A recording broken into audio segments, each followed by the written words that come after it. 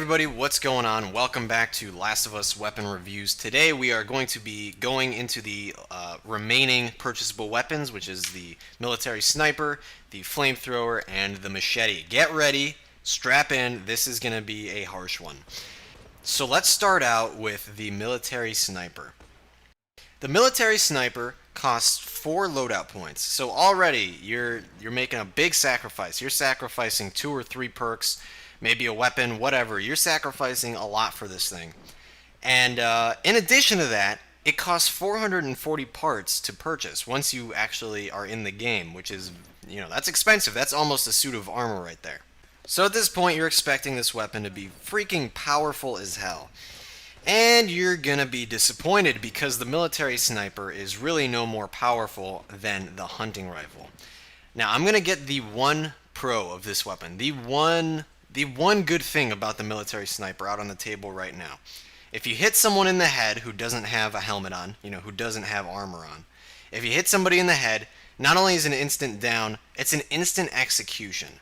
That is great. If you're good at pulling off headshots, you're looking at a lot of downs and a lot of executions with this thing. However, other than that, there is really no point in purchasing the military sniper. It's not much more powerful, as I said, than the hunting rifle. In fact, I don't think it's any more powerful than the hunting rifle. Again, unless it's a headshot. It seems to do about 55 points of damage to the body. And again, we tested to see if this thing was really good at if it had armor-piercing rounds or what the deal was. But it'll take off armor with one shot, but it doesn't really scratch the person's health much. It'll do 5 or 10 points of damage if they have armor on, which is really not much. Now, what I will say is that you do get 4 shots when you purchase the military sniper, which is good. That's more bullets and more potential for kills than you get with most guns. So even though the military sniper is a good weapon, technically, it's just that it's so expensive, I can't see that being worth the purchase. So things I like about the military sniper, the headshots are awesome because you get an instant execution. And just in general, it's a great sniper rifle. It's, it's semi-auto, so you don't have to reload between shots. You get 4 bullets, which is good. You get a lot of ammo for what you're purchasing. It's just so expensive, and it's not versatile. It's really only good for long range. If you get into a close range scuffle with somebody, you're kind of screwed, I think. Alright, so let's go on to the flamethrower now. Flamethrowers are always interesting in multiplayer games because they're tough to balance. And indeed, you can see their effort to balance this thing. It costs only 300 parts to purchase it. It only costs 2 loadout points. It's the cheapest purchasable gun in the game. And you get a decent amount of ammo when you purchase it. You get 30 ounces or liters or I don't know, whatever their measuring system is. But what that really comes down to is about 3 seconds of spraying with the flamethrower. It's literally about 3 seconds. So you can imagine for every 10 ounces or whatever, you're getting 1 second of spray time. That sounds so weird. Which isn't bad. It really only takes a half a second to kill somebody with this thing. And in addition to that, it's silent, so you won't show up on the radar when you fire this thing.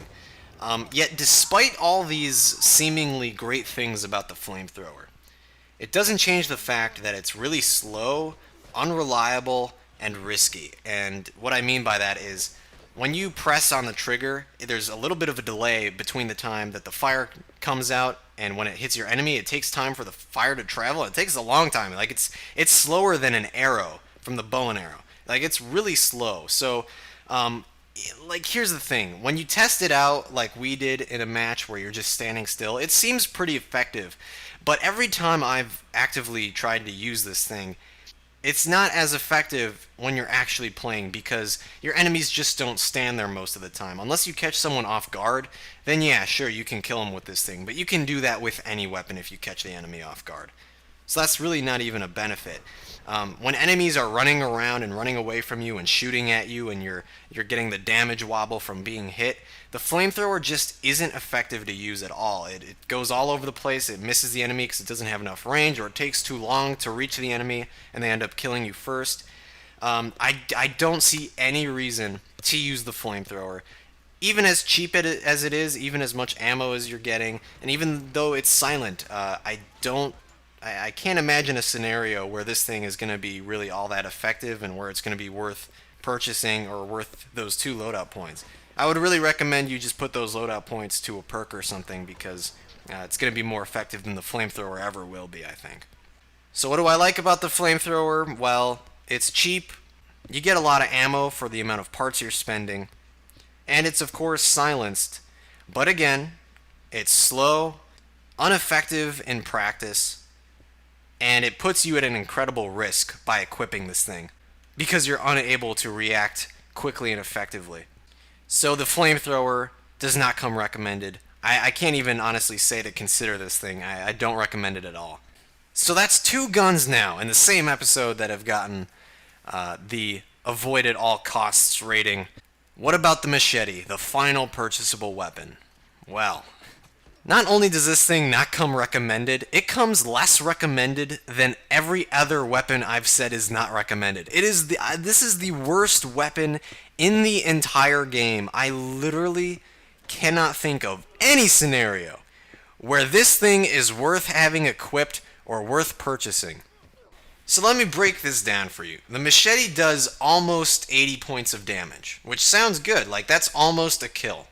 It only has 2 uses, and by uses I don't mean kills. By uses I mean it's got 2 swings in it.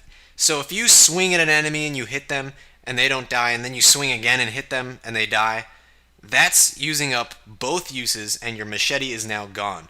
So you really only get 1 kill out of this thing. And the sad part is it's not even an instant kill or anything like that. It's not even like the modded melee weapons. It's weaker than that.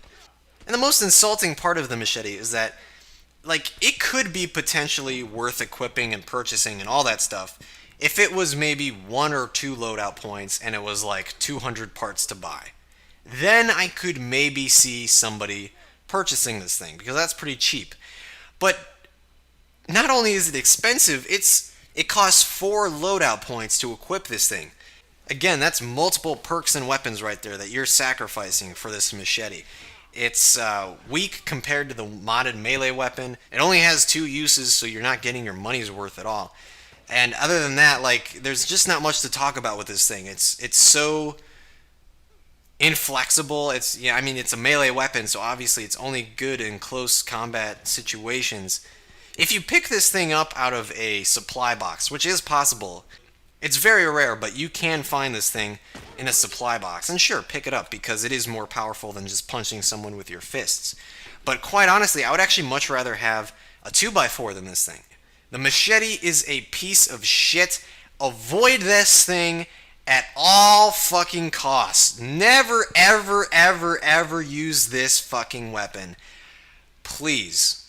Again, unless it's dropped by supply box. But even then, if you come to a choice between this and the 2x4, go with the 2x4.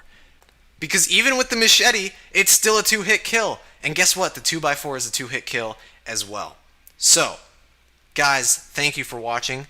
I know that was more of a rant, really. I just ranted about these 3 weapons for like 10 minutes. But thanks for watching, guys. I hope this was helpful to you. If you enjoyed the video, please click like.